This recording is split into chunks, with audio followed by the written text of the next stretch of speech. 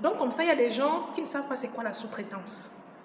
On m'a déjà posé la question plusieurs fois, que ce soit en conférence, que ce soit dans les formations en privé, etc. Les gens ne savent pas c'est quoi la sous-traitance.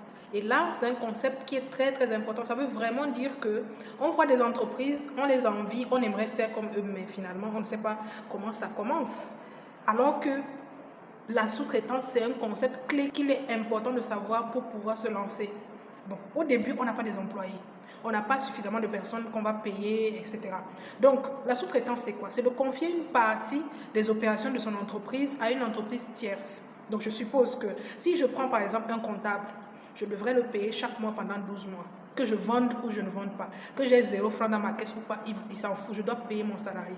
À partir du moment où je n'ai pas d'argent, l'idéal, c'est d'aller faire de la sous-traitance. Donc, ça veut dire que je vais aller chercher une entreprise, quelqu'un qui vend par exemple des services de comptabilité.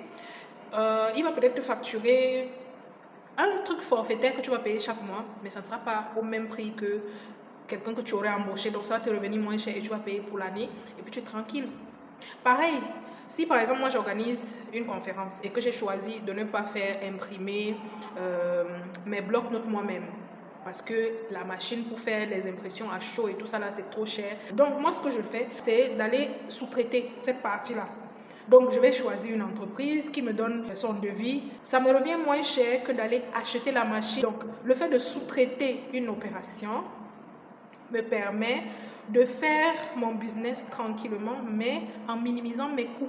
J'ai dit quoi? Un entrepreneur c'est augmenter ses bénéfices, minimiser ses coûts. Donc, sous-traitance, là, ça en fait partie. Vous n'êtes pas obligé de commencer avec des grands bureaux, avec tous les services, tous les postes. Non, non, vous commencez avec ce que vous avez. Ce que vous n'avez pas, vous sous-traitez, tout simplement.